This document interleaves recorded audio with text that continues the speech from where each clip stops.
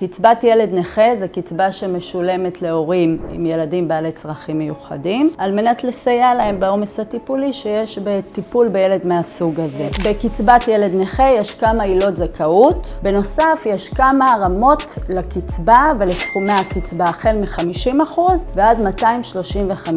235%. הרבה הורים שבטוחים שהמצב של הילד שלהם הוא מאוד ברור, ניגשים לביטוח הלאומי ולוועדה הרפואית לבד, מקבלים את הפרוטוקול של הוועדה, והם בטוחים שהם קיבלו את כל הזכויות שמגיעות להם, וזה לא בהכרח נכון. למשל,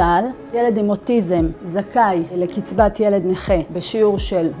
100%, אבל הרבה הורים לא יודעים שאם אותו ילד הוא בתפקוד נמוך והוא זקוק לעזרה בתפקודי היום-יום, אם זה הלבשה, אם זה רחצה, אם הוא לא שולט על הסוגרים, הוא זכאי לקצבה בשיעור גבוה יותר, זה יכול להגיע עד